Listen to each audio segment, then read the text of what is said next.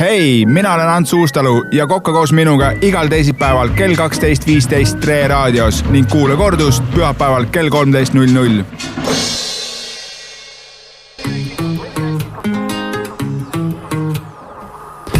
Kokka koos Antsuga, see on saade, mida kuulate ja ka vaatate. Kui lähete nüüd Tre Raadio Facebooki lehele, siis näete, kuidas Ants Uustalu hakkab ühte uhket söök jälle tegema. Söök tuleb väga uhke, aga tal on selline nipp alati varuks, et see saab väga kiiresti valmis. Mina ei tea, kuidas see käib, aga on üks te nüüd vaadake ise, mis siit valmima hakkab. Nii et Ants, ole hea.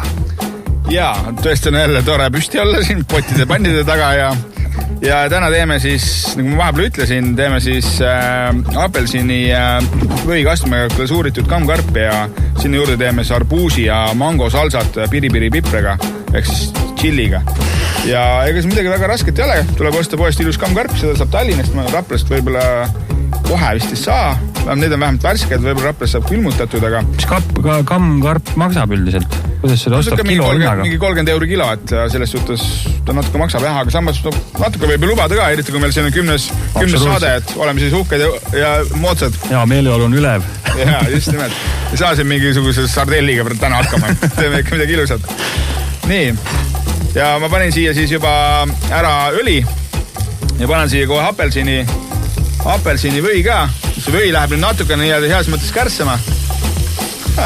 Korralikult kärssab. Las ta ka kärssab. Jaa, las ta kärssab. Ja samal ajal, kui see siin natuke prae paine, siis ma tükelsin ära juba mango, panin natuke korianderit, natuke chillit, nüüd panen natuke arbuusi. See on nagu vahenditega on kasutanud plastkarpe nagu matkal oleks. Aga pole hullu. Toit selle, mis halvem ei ole. Jah, katsuge ise otse eetris raadios süüa teha. See on ju täielik pretsedent praegu. Nii, siin on mis natuke sibulat. Vot, voilà, väga hea. Ma vahepeal peame seda glasuurima, seda kammkarpi ka. Kui täna ka suitsuandur tööle ei lähe, siis te ei lähe enam kunagi tööle. Ära nii ütle, pärast sul on Päästeamet on ukse taga, kui kontrollivad tuleb. Õnneks on meil kohe head süüa pakkuda, need äkki rahunevad maha. Jaa, ega see nii hull ka ei ole tegelikult. See tundub, et see on hullult kärssab, aga tegelikult ei ole nii hull. Ja kammkarp on siis hea, kui ta on ilusti niimoodi pruuniks, on ja ma ei tea, kas kaamera näeb, aga ta väga palju ei taha.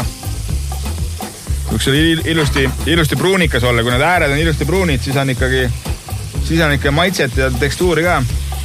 Ja kui te kammkarpi praete, siis te võite glasuurida niimoodi ilusti seda hea selle apelsini võiga seda kammkarpi, et siis läheb see maitse siia rohkem sisse. Samas te peate unustama, et ärge unustage vahepeal panni panna pliidi peale tagasi, sellepärast, et kui te kogu aeg seda õhus hoiate niimoodi ühe küljega, siis ta ei prae teile ja siis on jälle viga, siis see kuumus kaub ära ja see kammkarp jääb võib-olla kummine natukene. Ma ütleks, väga ilus on küll. Ja samal ajal ma siis segan selle salsa kokku siin, ehk siis karbis. Järgmine võtan kausi ka kaasa, siis on ilusam. Täna oli selline kiire tulek, kiired ajad siin, COVID on läbi, restoran on rahvast täis. Nüüd vaata, jõua saatessegi, Ott tõstis veel saate edasi ka 15 minutit. Saagi minema siit varsti. Nii. Ilusi salsa siia peale. Mõnus. Ja ega kammkarp väga palju ei taha, et võib-olla ühe korra glasuurime veel ja tegelikult on valmis, see on väga-väga mõnus. Selles suhtes kilo hind on küll kallis, aga voolu läheb teil vähe, sest et praadimise aeg on 3-4 minutit.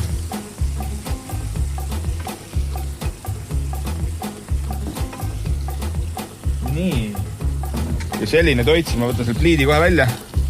Ja selline toit siis meie 10. saate puhul.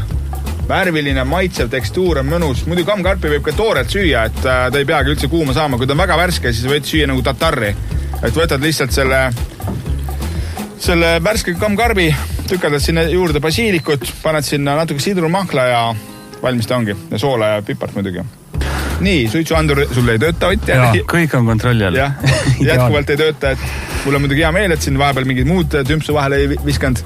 See heli ei tulnud siia minu head toidu tegemist segama. Kui nüüd rääkida siin sellest teemast, mida me arutasime siin saate jooksul, mida sellise toidu kõrvale oleks mõistlik juua? No siia tegelikult oleks ikka vähe sellist mõnusat vahuveini juua, šampanja oleks siin pidulik praegu. Et siia läheks šampanja, siin nagu kange napp siin praegu ei töötaks, et kui siis võib-olla džinni kokteil, aga mitte väga kange, suht sõuke lahja ja väga neutraalne, siis sealt võiks ka need ürdimaitsed välja tulla. Aga jah, siia midagi konjakit või kalavadost või midagi pruuni jooki ja siia tahaks. Hei, mina olen Ants Uustalu ja kokka koos minuga igal teisipäeval kell 12.15 Tre raadios ning kuule kordust pühapäeval kell 13.00.